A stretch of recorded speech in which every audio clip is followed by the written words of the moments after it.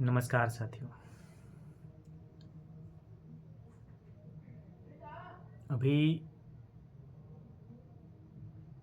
कुछ लोगों ने जो अपना एक छोटा मोटा संगठन बना रखा है या पता नहीं क्या है उनका, जो टाइमिंग को लेकर के जो मामला आया है कि एग्जिट करते समय जो फ़ोटो लेना है, सेल्फी लेना है और अपलोड करना है, उसको लेकर के सरकार को चेतावनी दी है कुछ लोगों ने कि वापस लिया जाए इन चीज़ों को, नहीं तो आंदोलन करेंगे। ये एक गंभीर चीज़ें हैं। आप उन चीज़ों के लिए आंदोलन करने जा रहे हैं जिसका कोई औचित्य नहीं बनता, और यहाँ भी एक स्वार्थीपन झलकता है। सरकार ने ऐसा क्यों लागू किया कि जाते समय भी आपको फ़ोटो खींच करके एग्जिट करना है, ये शिक्षा कोश पे उसको अपलोड करना है। कुछ तो रहा होगा ना, कुछ चीज़ें चल रही होगी ना। और जो ईमानदारी से ड्यूटी करते हैं उनके लिए कोई दिक्कत नहीं है। अब दिन में 5 बार फ़ोटो लीजिए, अपलोड कराइए, क्या फ़र्क पड़ता है। हम शाम को भी हैं, चाहे आपने कहा 4:30 बजे तक, तो 4:30 बजे तक ड्यूटी करते हैं। 5 बजे तक कहते तो मजबूरी ही होती, करते। अब 4 बजे किया है तो 4 बजे एग्जिट करेंगे शाम को, तो फ़ोटो लीजिए ना, कहाँ दिक्कत है। और इन चीज़ों के लिए आंदोलन करना और धमकी देना सरकार को,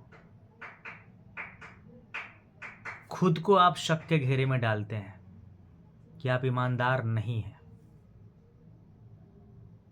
और सरकार ने पहले भी कहा था कि सरकार ने गलती कर चुकी है पीछे, उस पर फिर से बहस करने की कोई ज़रूरत नहीं है। क्योंकि मैं बोलता हूँ तो बहुत लोग को मिर्ची लगती है, बुरा लग जाता है। शिक्षा विभाग ऐसा था जिसमें चून करके लोगों को बहाल करना चाहिए था, पढ़ाई लिखाई से लेकर के। और मेरा तो मानना है कि बीपीएससी एग्ज़ाम के बाद एक इंटरव्यू भी कंडक्ट करना चाहिए सरकार को।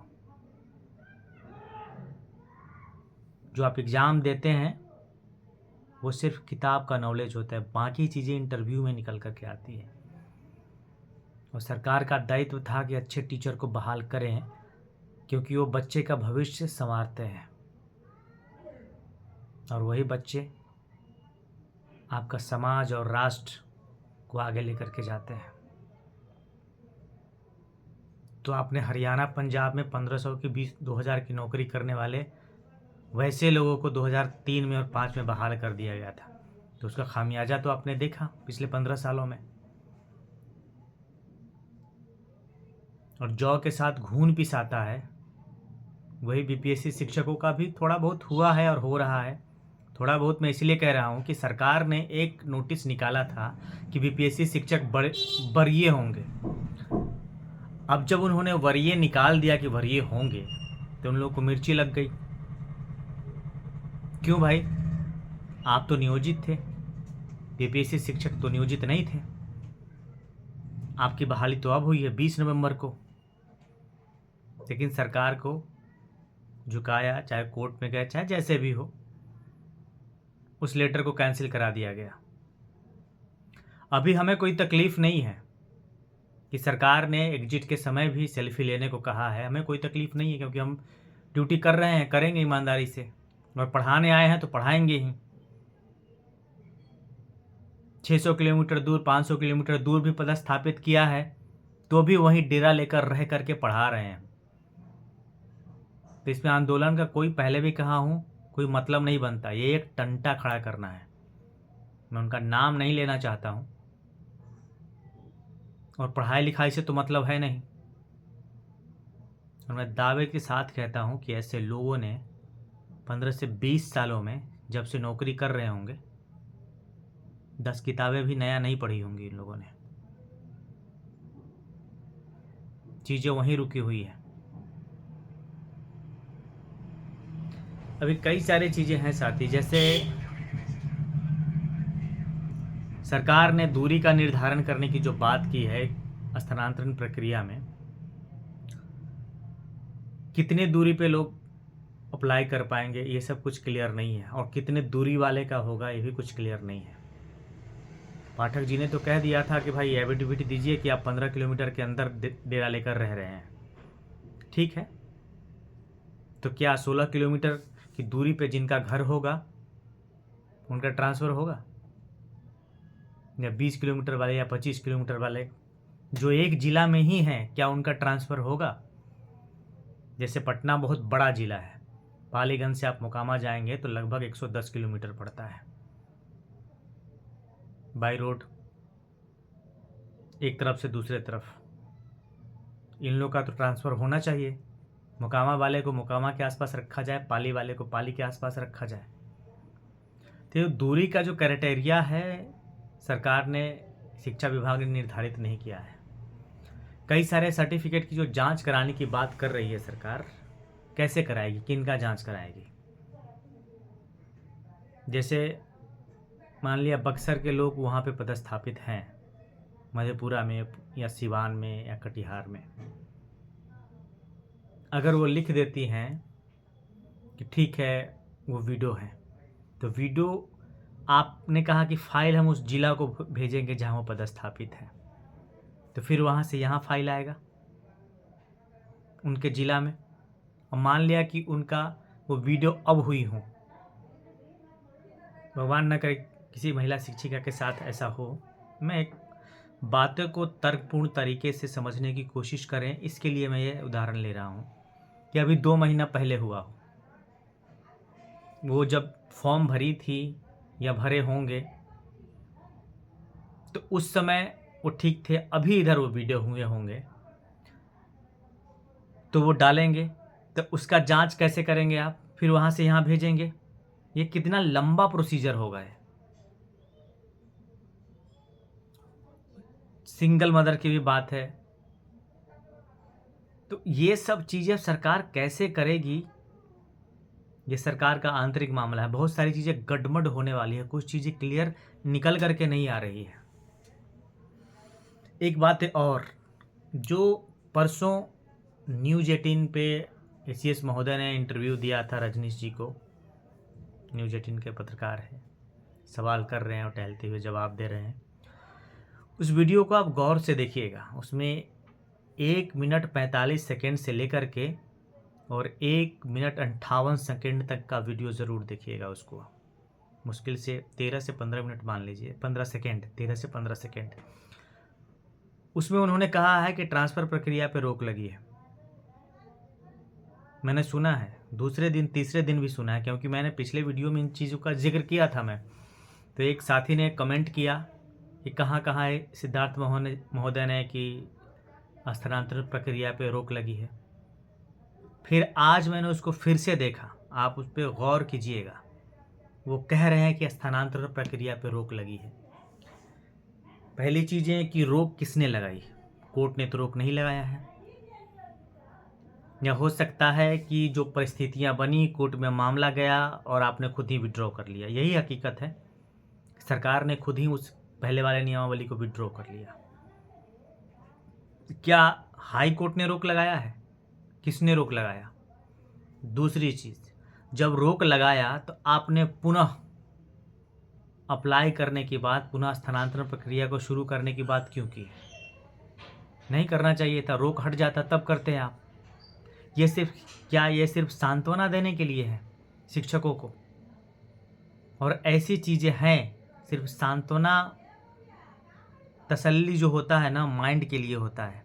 कागजी चीज़ें आप ऐसे नहीं कर सकते हैं। लिखित वाली चीज़ें बोल दिया, बोलने से लोग खुश हो जाते हैं, लेकिन लिखित रूप में बहुत सारी चीज़ें सोच समझ करके की जाती है। तो आपने तसल्ली देने के लिए निकाल दिया ये चीज़ें कि ट्रांसफ़र होगा, और टाइम तो आपने टाइम फ्रेम बिल्कुल निर्धारित नहीं किया। कह रहे थे कि उसी टाइम फ्रेम में होगा, जो कि संभव कहीं से दिख नहीं रहा है। जो लोग अप्लाई करेंगे 2 लाख से कम अप्लाई नहीं होगा। मैं आज भी कह रहा हूँ, बहुत सारे नियोजित शिक्षक साथी भी अप्लाई करेंगे जिनका दूसरे दूसरे ज़िला में पदस्थापित किया गया था, जो शिक्षिकाएं हैं जिनकी शादी नहीं हुई थी, आज तक ससुराल में रह रही हैं, कोई मामा के यहाँ, कोई मौसा के यहाँ, जहाँ सुविधा थी वहाँ ज्वाइन कर लिए थे, आज तक वहीं पड़े हैं, उनका भी स्थानांतरण होगा। जब फॉर्म अप्लाई किया जाएगा लगभग 2 लाख, तो आपको जांच करने में ही लग जाएंगे 2 से 3 महीने, एटलीस्ट 2 महीने तो लगेंगे ही। तो फिर जो आपने टाइम फ्रेम निकाला था पहला कि फर्स्ट वीक ऑफ जनवरी तक हमने प्रक्रिया पूरी कर लेंगे, वो पूरी नहीं हो पाएगा। और फिर जब पूरी नहीं हो पाएगा तो उस तरीके से देखता हूँ, आपकी उस बातों पे गौर करता हूँ जिसमें आपने कहा है कि स्थानांतरण प्रक्रिया पे रोक लगी है, तो बातें सत्य साबित होती है। जब रोक लगी है तो फर्स्ट वीक ऑफ जनवरी में होगा नहीं, और होगा नहीं तो फिर कब होगा ये भी आपने निर्धारित नहीं किया है। तो फिर ऐसा क्यों? हम बीपीएससी शिक्षक तो चाह रहे थे कि ट्रांसफ़र हो जाता है, प्रक्रिया जल्दी समाप्त होती और इत्मीनान से तनाव मुक्त हो करके टीचर पठन पाठन में अपने लगते। अभी शिक्षकों को कॉपी जांच करनी है, उसमें लगे हुए हैं, और मैट्रिक और इंटर की जो सेंटअप वाली कॉपी है बहुत इत्मीनान से जांच करना होता है। लेकिन एक तरफ तनाव है कि ट्रांसफ़र होगा नहीं होगा, कब होगा, किन का होगा। ये जो विशेष शब्द है उससे लोग बहुत परेशान हैं, उसके बारे में अभी तक कोई क्लेरिफिकेशन नहीं आया है शिक्षा विभाग की तरफ से, सरकार की तरफ से, कि किन का होगा किन का नहीं होगा। एक चीज़ और बता दूं कि आप लोग इतने मैसेज किए हैं जिसका आपको रिप्लाई मैं देता रहा जब जब टाइम मिलता रहा। मेरा व्हाट्सएप फ़िलहाल फिर से ब्लॉक कर दिया गया है, ये तीसरी बार है। हो सकता है कि मैं एक नया नंबर लूँ और दूसरे नंबर से व्हाट्सएप बनाऊँ। मैं फ़िलहाल वेट कर रहा हूँ कि आज रात तक या कल तक 24 घंटे का अल्टीमेटम है, उसके बाद फिर से अगर खुलता है तो ठीक है, नहीं तो मुझे दूसरा नंबर लेना पड़ेगा व्हाट्सएप के लिए। और आप सभी बीपीएससी शिक्षकों से फिर से मैं आग्रह कर रहा हूँ कि एक साथ रहें। जब सरकार ने वरीयता दी तो नियोजित भाइयों को लगा कि वरीय कैसे हो जाएंगे भाई, जा कर के उसको ख़त्म कराया। अभी सरकार ने उनकी ज्वाइनिंग कराई है 20 नवंबर को, तो उस हिसाब से अभी भी बीपीएस शिक्षक टीआरई 1 टीआरई 2 वरीय हो जाते हैं, फिर वो अपनी आंदोलन करें निरंतरता के लिए। और उन्हीं के कारण, क्योंकि उनको अपने गांव से बाहर जाना पड़ रहा था, जो पुरानी ट्रांसफ़र प्रक्रिया शुरू हुई थी, तो उन्होंने जाकर के कोर्ट में केस किया और स्थानांतरण प्रक्रिया का जो हाल है वो आप देख ही रहे हैं। चाहे कोर्ट के कारण रुका या सरकार ने विड्रॉ किया, लेकिन उसके जड़ में वही था, कोर्ट में केस फाइल होना। तो आप भी एक साथ रहें, एकजुट रहें, ताकि अपनी चीज़ों को जब ज़रूरत पड़े तो सरकार से हम मनवा सकें, बाय हुक बाय क्रुक, चाहे रोड से चाहे कोर्ट से। इसलिए मैं तमाम बीपीएससी शिक्षक साथियों से आग्रह करता हूं कि एक साथ रहें, एकजुट हों। जिले में जो अलग अलग आप लोग ग्रुप बनाए हैं, बाकी लोग जो उससे जुड़ रहे हैं या कोई जुड़ना चाहते हैं, कोई जोड़ रहा है तो आप उसको नेगलेक्ट करते हैं, ये चीज़ें गलत है। इसका नुकसान आप उठाएंगे, उठाना पड़ेगा। आपकी एक भी बातें सरकार ने नहीं मानी है। किसी तरह से ट्रांसफ़र प्रक्रिया जो शुरू हो रही थी उसमें बीपीएससी शिक्षकों का भी ऐड कराया था जुड़ करके। जब ये कैंसिलेशन हुआ, चाहे विड्रॉ किया सरकार ने, तो नियोजित शिक्षक साथी मुझे पे सवाल उठाने लगे, जरा सा आप शुरू कराया तो फिर से करा लीजिए शुरू। हुआ है फिर से, लेकिन अभी एक ऑथेंटिसिटी नहीं आ रही है कि कब कैसे ये ट्रांसफ़र की प्रक्रिया पूरी होगी। बहुत सारी चीज़ें फरवरी 2025 के बाद तय करेंगे क्या हो सकता है। तब तक टीआरई 1 टीआरई 2 के साथियों का प्रोबेशन पीरियड भी ख़त्म हो जाएगा। आप जुड़िए, जोड़िए, ज़रूरत पड़ी तब कॉल कर सकते हैं 9470255684 पर।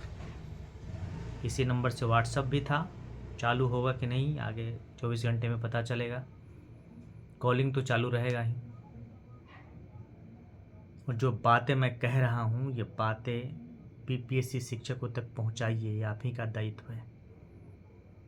एक दूसरे के सहयोग करके ही हम आगे बढ़ सकते हैं। आपको लगता है कि कौन क्या करने जाए, छोड़िए, तो कुछ नहीं मिलेगा। ना आप यूनाइट हो पाएंगे, न बहुत ज़्यादा चीज़ें हासिल कर पाएंगे। जो आगे की प्लानिंग मैं कर रहा हूँ, आपसे शेयर भी किया हूँ कि पे लेवल की बातें करेंगे, प्रोबेशन पीरियड ख़त्म हो जाएगा। तो जब आप नहीं जुड़ेंगे तो फिर थोड़ा सा मुश्किल होगा। इसलिए वीडियो भी शेयर करिए, बातें करिए, चर्चा करिए, लोगों को जोड़िए। सारे बीपीएससी शिक्षक एक हों, एक साथ रहें। बाकी कल से थोड़ी सी व्यस्तता बढ़ने वाली है मेरी, आगे देखते हैं क्या हो सकता है। Thank you. मैं अशोक क्रांति।